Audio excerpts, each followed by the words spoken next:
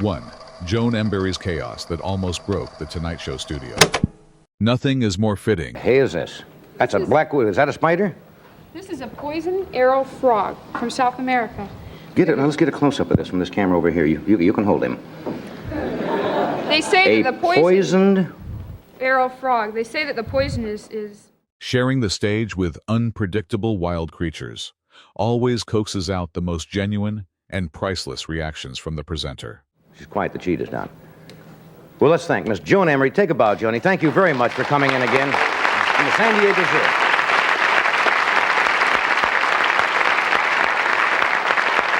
Thank you, Johnny. Thank you, Johnny.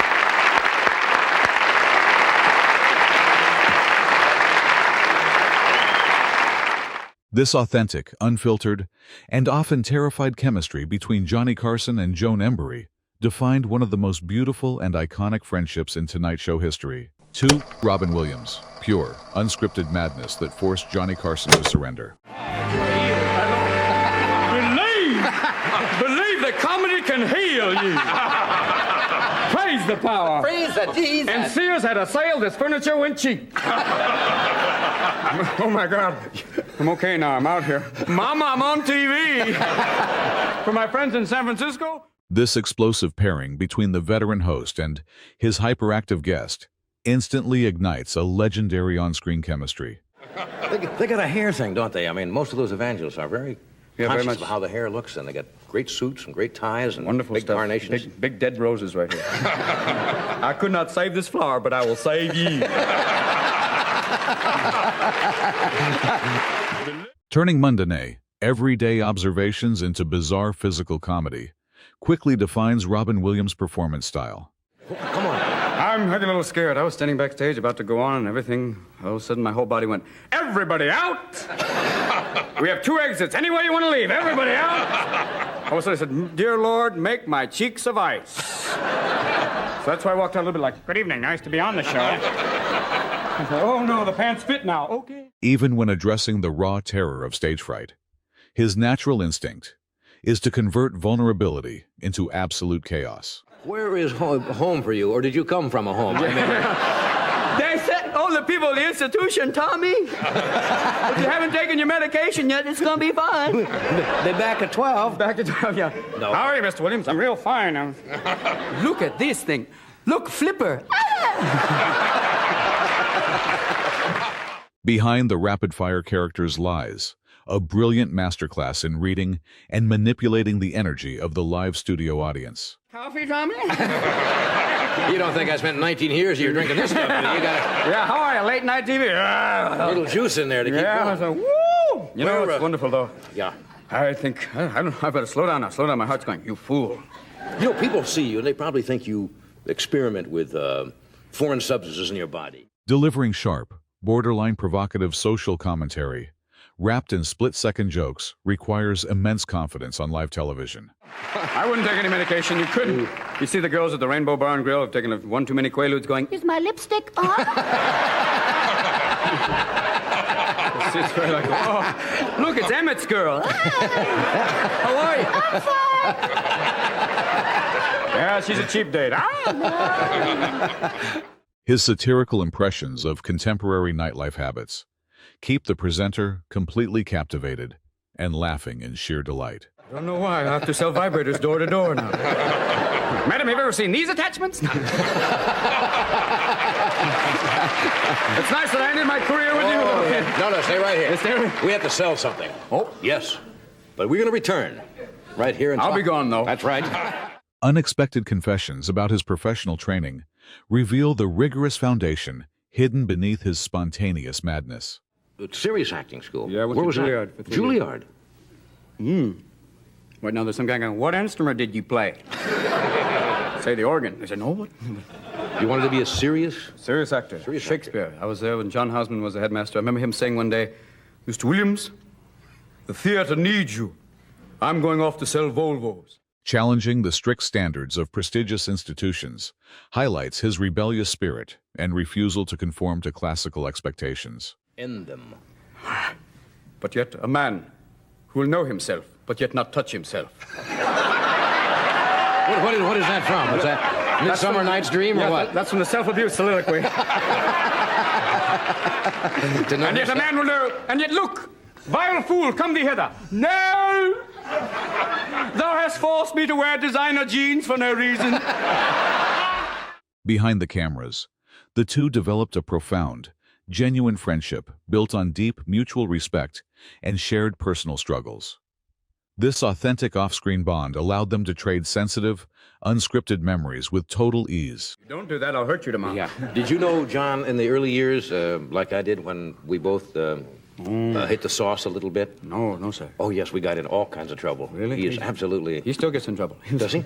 He was wandering around the lot yesterday in a Union cavalry officer's outfit.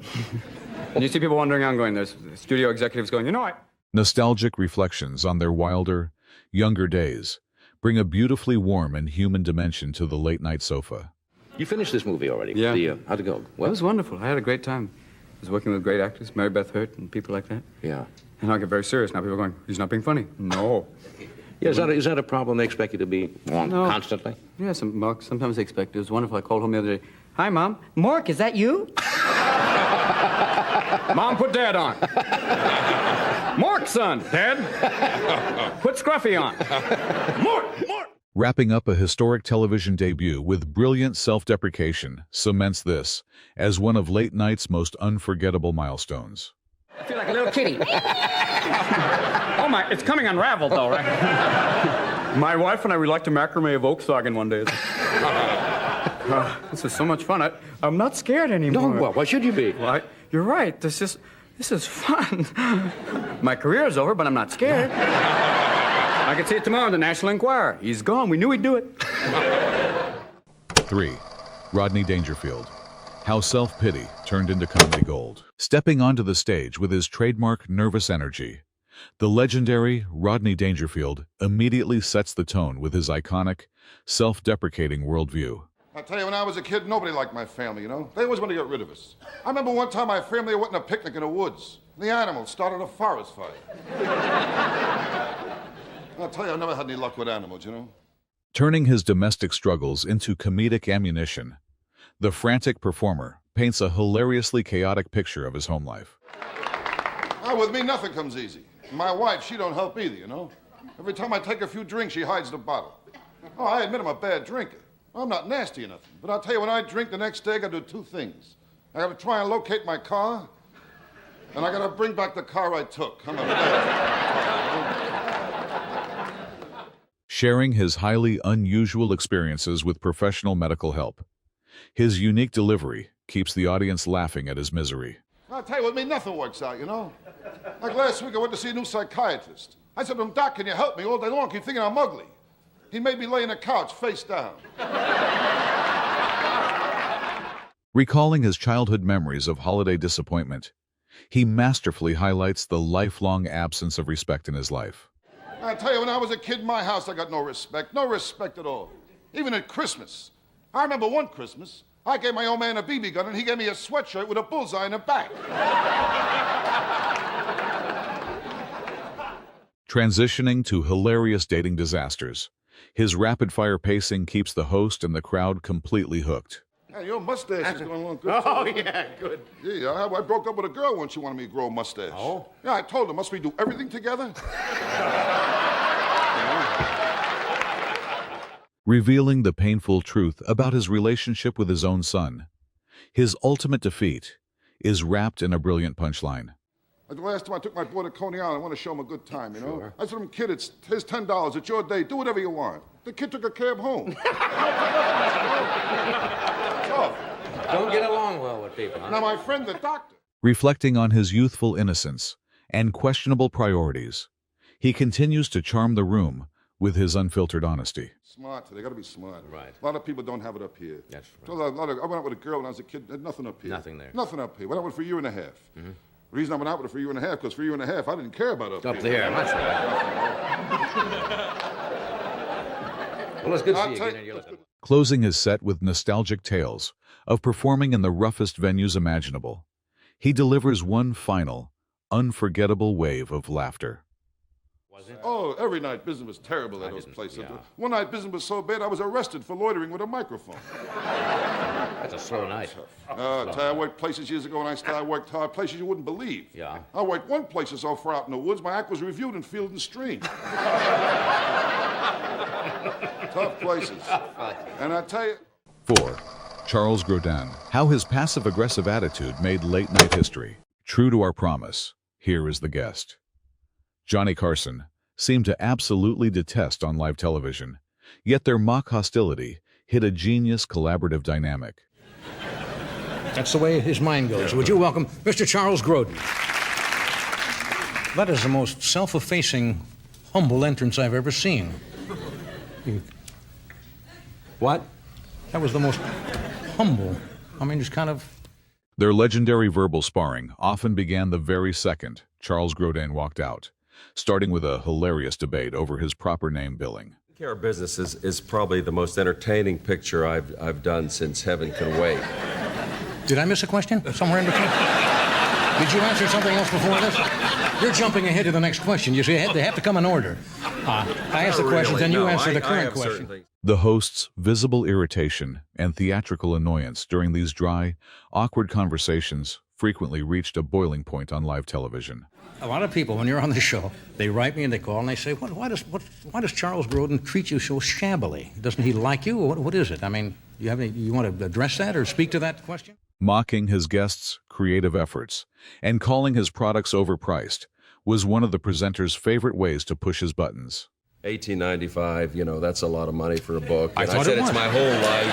I thought it was. And you said, maybe if it's Mother Teresa's life, You remember those things, don't you? Yes, I do. I didn't know you were that sensitive. You actually remember that. I'm so sensitive, I really can't answer a question from someone who's not interested. Stripping away all late-night politeness to expose the brutal, transactional nature of the entertainment industry created some of their most iconic dry humor. That's right. Now, people don't understand when you come out here. And Well, but look at you. I mean, you don't really care what I have to say, do you, honestly? No.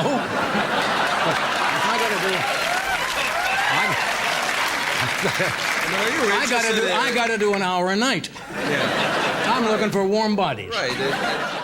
Turning the host's own public criticisms back against him allowed the guest to seamlessly maintain his stubborn, passive-aggressive persona. I think you're a fine actor and You called me a well-known troublemaker. Did you listen to the mom? You heard that? I heard that. Well, if we took I also heard the people walked out of Betsy's wedding and went into Shrimp on a Barbie. Did you hear that? Yeah. What the does that mean? I was drawing an analogy that... Even during the untelevised commercial breaks, their bizarre lack of communication kept the studio audience completely captivated and deeply confused. Fresh for when we come back. You were just kind of staring off like this for the whole 3 minutes, and people were looking at us. But what was going through your mind? Anything? I haven't eaten. So that's hunger. Yeah. Hunger. I was just hunger. thinking. I didn't sense that emotion. That's hunger. Bringing up absurd real-life pet peeves and convoluted movie analogies was his signature method of completely derailing the interview structure. But you know what's Don't you even have one of worse your than own? that? I You know mean- what's even worse than that? Walking out of Betsy's wedding. Into Shrimp on a Barbie. That really, whatever that means. Yeah, okay. To listen to a joke like that 3 times tonight and not know what it means bugs you. is really... Yeah. Despite the savage on-screen bickering, their real-life bond was rooted in a profound mutual respect and a shared commitment to keeping the audience guessing. I'm here. I don't know about you. Sure, there are a lot of things I care deeply about. Deeply? Deeply. Come on. What do you mean, come on? Deeply. Of course. You? Yes. I can care about the human condition. Come on. Like what? Don't you know what the human condition means? Yeah, but what do you care about the human condition? Reflecting on their decades of shared history allowed the guest to deliver a surprisingly touching, yet characteristically dry tribute to their long partnership. My whole life, 20 years of which I've spent with you out here on occasion. That's true. On occasion. Right. It's my longest standing relationship in life outside of my mother and my brother. How do you get along with your mother? Very well. Glad Yes, to hear very that. well. My mother, my brother, and you. Ultimately, this legendary dynamic proved there was never any real animosity between them. It was a masterclass in performative tension, creating television magic that helped The Tonight Show live on. 5. Don Rickles, ruthlessly roasting Johnny Carson with legendary insult comedy. Say, I slid. Oh, funniest monologue I've ever heard. Heard you many, many years. Yeah. Tonight was the funniest, so enjoy it. You were really. Hey, I was in the green room. Storming onto the stage with his trademark explosive energy, the infamous Don Rickles immediately puts the host on defense. I know you. Yeah. When you're on 26 years, I mean, where's the challenge? Gives you a charge. Yeah, well, what do you need a charge? 26 years. Walk away. It's over. Yeah. I mean, 26 years. I sat with Ed the other night. He said, how long is he going to keep going like this? He's worried about that little tap dancer on Star Search. Targeting the long career of the host remains his favorite target, reminding everyone who really controls the late-night spotlight. He's got a beautiful house now in Bel Air. That's what I hear. All the robbers went Bel Air. Anyway, what can I take from your place? I was there. A shot of champagne. Anyway, I got to tell you, I went to the gate and I came in. The gate? Harry. What do you mean, the gate? Here. The gate? No, the gate at San Quentin. Oh, I see. No one is safe from the crossfire, as he effortlessly drags the sidekick's luxurious lifestyle into his comedy routine. Anyway, you're at the gate. I was at the gate and I said, I'm Don Rickles, and the Mexican people, please believe it, a lovable Mexican gentleman. But, you know, he wasn't a scientist. Yeah. And he was by the gate and I said, I'm Don Rickles. What do you want? What do you want? I said, I'm doing the Tonight Show, and this is my friend Harry. Harry Goins has been with me. Even routine stories about arriving at the studio gate are quickly transformed into a chaotic and highly animated performance. And he stood there for 20 minutes, and finally I had to get out of the car, put on a Mexican hat, and rake his booth. Anyway, And rake his boots. rake his booth. I heard it, Hey, yeah. everything you say isn't a gem. You've proven that many times. You try them on, folks. You don't. Using physical props and ridiculous exaggeration, showcases his sheer mastery of live theatrical comedy. Pretty heavy tab? Well, heavy buy. I think it's fair. It's about $35 up front, and in the back it's a buck and thank you. No, they have it. They range the theater from Depending on where you sit. where you sit, and usually the people in the front are usually those kind of people. And you throw food to them, and they all go. Interacting with the live audience allows him to push boundaries, testing their comfort levels while keeping the room in hysterics. And no, I got my man Harry Goins that travels with me. He's not a kid anymore, but he moves fast. Yeah. When there's trouble, he tap dances. And he's one of these black guys that say trouble. He goes lullaby birdland. And then they go away. But I never had everything when you started out with your magic. Behind the savage roasts, Johnny and Don shared a legendary real-life friendship based on absolute trust, allowing them to trade these brutal insults with complete confidence. I understand you're going to appear on Take your time. Take your time. You know, when you're on 26 years, sometimes you sit there and go, come on, John, try to remember who you are. Try to remember. Sit back. I'll tell you this. You're going to be a new... You're going to... This is a new thing. Since you're on 26 years in the competition, he's suddenly leaning over going, John don't look good. He don't look good. Wrapping up this relentless onslaught of wit, his ability to keep the legendary presenter in constant laughter remains unmatched in late-night history. 6. Burt Reynolds, chaotic physical bromance, challenging Johnny Carson's ultimate composure. Preparing for a true masterclass in late-night charm, the iconic Burt Reynolds joins Johnny Carson to trade some of the most delightfully smug banter in television history. Why, when you know the way your entrances have changed. Yes. Since you first started on the show. Gotten slower, haven't you? Oh, no. It's Can I do your entrance? Sure. Just introduce me and say Burt Reynolds. You used to kind of klutz out here, and come over and sit down. Yeah. Now that you got everything in the world going for you. Reenacting his friend's legendary slow-motion entrance gives the host a perfect opportunity to showcase his own physical comedy. Reynolds.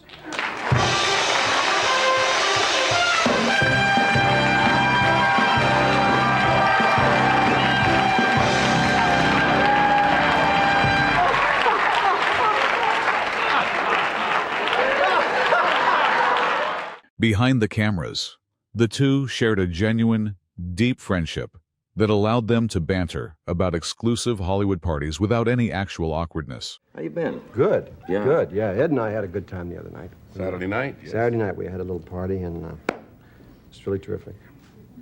You went to his house for a No, party? no, he came to my house to a party. Had a lot of people there. Had a great time. That was a good idea. And all That band. Teasing each other about missed invitations and postal service delays highlights their incredibly natural on-screen chemistry. party. I had a big party. And everybody dancing. I was so Everybody was surprised. dancing. Everybody got up to I dance. was going to invite John, but I was afraid he'd send over a cassette of the best of Carson. Yeah, right. Are you putting me on just to make me feel... You didn't have a party? Well, a little gathering, maybe 60, 70 people.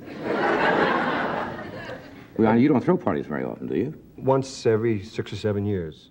Digging up wild, exaggerated stories from their younger days always succeeds in getting a priceless reaction from the presenter. I don't go to many parties. You used to go to parties. I mean, in your crazy days, you know. Well, you used to go there and set the oldest person on fire. We all did little... We all had our one time you make a big deal out of it. Yeah, that's right. We put her out immediately. But you don't make a big thing about it. But yes. When you were making up the guest list, did you and your...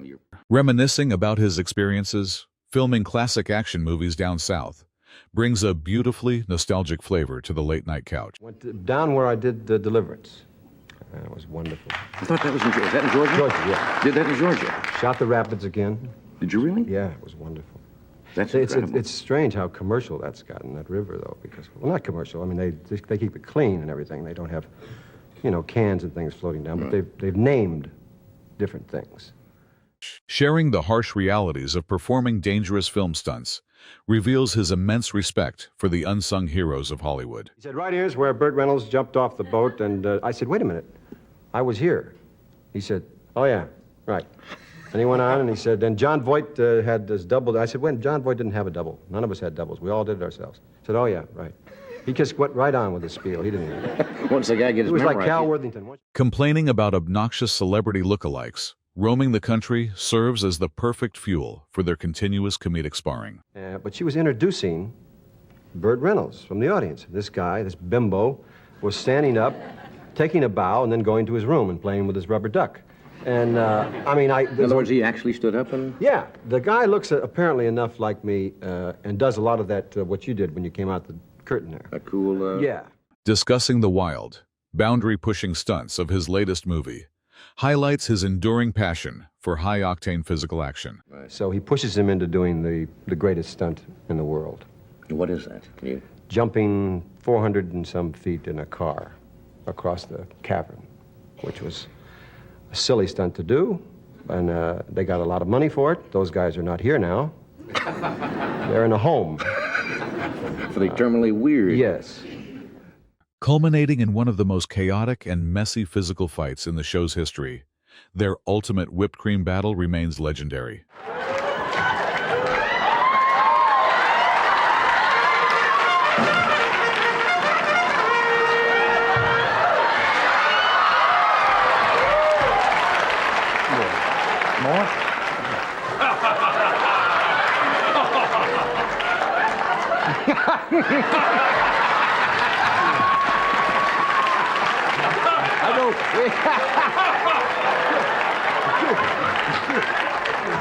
You look like a pregnant Eskimo. 7. Steve Martin, breaking comedy boundaries with bizarre tricks and dark punchlines. Okay, let's get going now. Oh, one thing before I start. I don't like to plug things on the show, but I recorded an album a couple of months ago, and 2 days from tonight, that will be this coming Thursday, we're going to erase it. So, okay. Introducing the unmatched genius of Steve Martin, whose loose hinge comedy instantly captivated Carson. His brilliant ability to subvert expectation turned traditional stand-up on its head. This is a dumb thing to talk about, but I gave my cat a bath the other day. And I'd always heard that you weren't supposed to give cats baths, But my cat came home, and he was really dirty, and I decided to give him a bath, and it was great. If you have a cat, don't worry about it. They love it. He sat there, he enjoyed it. It was fun for me. Behind his clean-cut appearance lied a mind that specialized in the most ridiculously absurd imagery. Tell it to her, and she'd laugh, and I get kind of sentimental because she's not living anymore, and that's... And I guess I kind of blame myself for her death.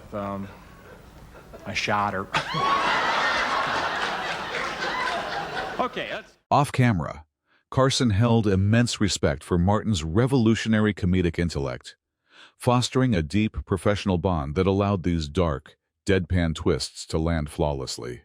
You know, I wanted to do the thing, so I've made a compromise. I'm going to make balloon animals, but I'm not going to blow them up. And I think this will be a compromise.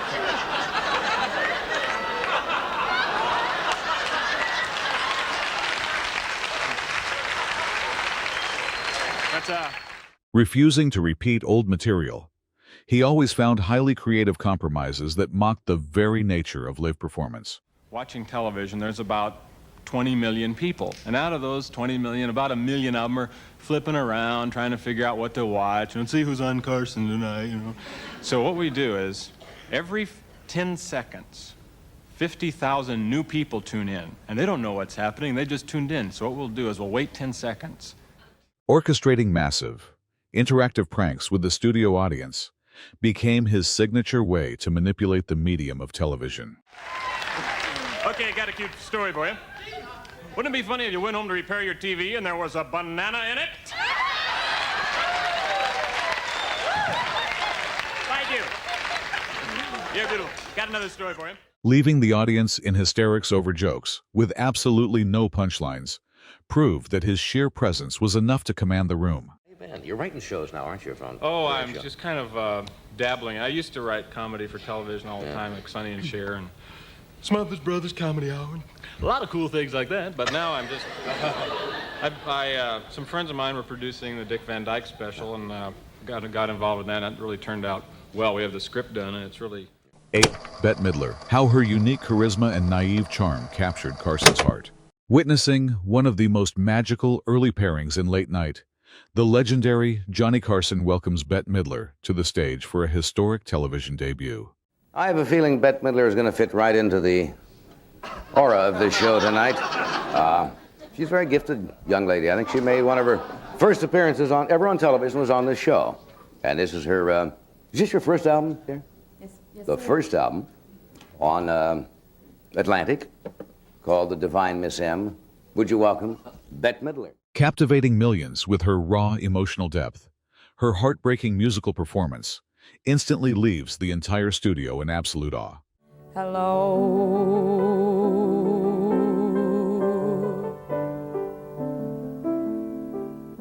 Now me and my husband, we don't talk much anymore. Transitioning to the couch, she shares her incredible rise to fame, recounting the theatrical magic of her sold-out Carnegie Hall concert. Well? Oh, yeah. I really picked up right after Las Vegas. That's good. It did. It got much better. We did some concerts and... Yeah. Did you play, where'd you play? Carnegie Hall or Central Park? Oh, you should have seen that. That was a hot one. That was hot. That was a barn burner, huh? Expressing playful outrage, she shares how her wardrobe assistant took serious offense to Carson's joke about her eccentric fashion style. In Las Vegas, I would leave the stage and John would come on and he would say, when Emmett Kelly dies, that girl is going to come into some fabulous wardrobe. And the girl who was dressing me took a lot of offense. Well, she said, wah.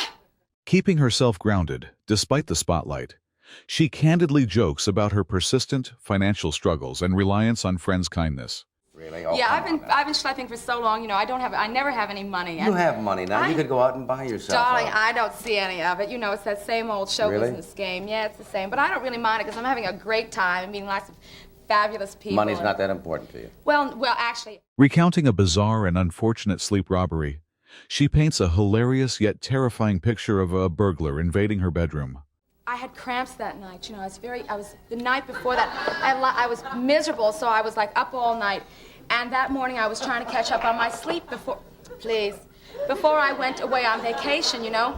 And I was asleep and this burglar came into my home. Delivering a brilliant punchline, she confesses to mistaking the thief for her building's notoriously elusive superintendent. I have never seen him. So there I was, half, you know, just conked out, miserable from the pain. And I looked up and I saw this figure and I said, who is that? Who is that?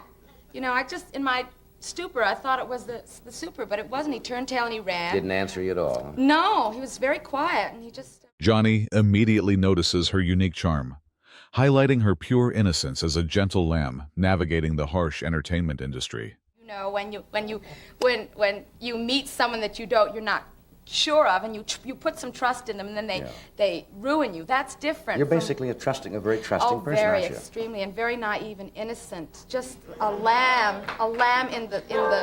Yeah.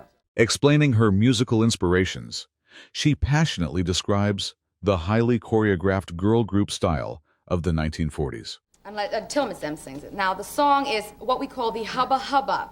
Now, Hubba Hubba is music that was sung in the 40s. Sharing her physical performance limitations, she jokes about the hilarious struggle between the two halves of her body during dance routines. A big star in this business because you are unique and you're different. Thank you. You will. Thank you. You gotta keep trucking. When it all comes together, it'll happen. I can't wait. All righty, well. Carson's deep admiration and genuine affection for her singular talent shine through, leading to a legendary prediction that would soon define her career. 9. Richard Pryor, unfiltered, triumphant survival humor capturing the heart of a nation. Welcoming the resilient Richard Pryor back to the stage, Johnny Carson sets up an emotional reunion rooted in their genuine, deep off-screen friendship and mutual care.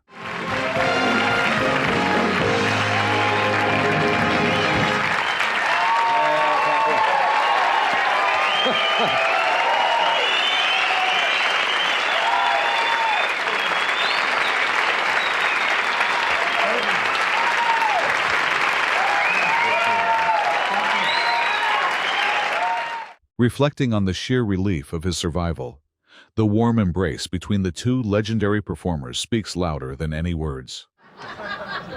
Welcome back to the world, my friend. Thank you. They all mean it. You know, I don't know where to start. First of all, how you feeling? I feel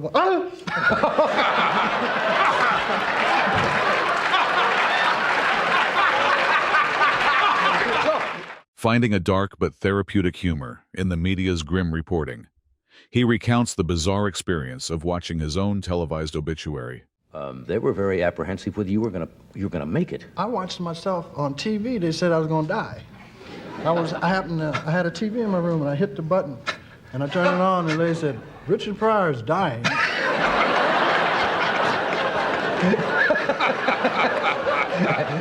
Converting the chaotic panic of his accident into an Olympic-level running joke displays his unparalleled storytelling genius. In the hospital, it was funny. When I got to the hospital, I damn near ran to the hospital. Yeah. I don't know. I know that, seriously, I have Olympic records coming. You got Because I was running so fast, Johnny, I ended up running with myself. I was actually running beside myself, talking about pace. Because I was trying to get help. Yeah. Sharing the absurd, agonizing realities of his lengthy hospital stay, he reveals a surprisingly simple lesson about asking for relief. And I couldn't take nothing for the pain, you know. For about 5 weeks, I was in the hospital, and finally one day a nurse said to me, "Why don't you ask for something for the pain?" I said, "What?" He said, "All you have to do is ask." I said, "Wait a minute, man, I've been here 5 weeks talking about ooh and ah, and all I had to do was ask?" He said, "Yeah," and I had him shoot me up for 6 more weeks. Recalling Carson's supportive phone calls during his recovery highlights the quiet, authentic bond they shared away from the cameras. I called you a couple of times over there to see how you were doing. Yeah, man, that was nice when you I left talked to little me. messages, You you was know. going to France. Yeah. You would talk to me on the phone. Yeah. And I said, "Thank you for the nice things you said about me, Johnny." He said, "Didn't mean a word of it." Comparing different types of pain on his long road to recovery brings a characteristically raw and honest laughter to the couch. To really go. And I said, wasn't man, in you no can't say condition. that. I wasn't in nothing hurt me until the last week, man. They did a graft and took some skin off my leg, and that's the only pain God let me feel was that. Yeah. And it hurt. Well, sure. I mean, I was going, "Ooh, my leg," and the nurses were going, "Man, you was burnt up. Why aren't you talking about that?" I said, "That didn't hurt. This is hurting." Yeah. Confronting toxic tabloid rumors with absolute clarity, he uses the late-night platform to reclaim his narrative with dignity. Something about, what was that now? Something The about story you're was, back on drugs I said again. I was back on drugs, and I read it. You know, it bothered me. I didn't know people took it. I didn't know you'd take it for a joke, because I thought people believed that kind of stuff, you know? Yeah. And it bothered me. It really hurt me.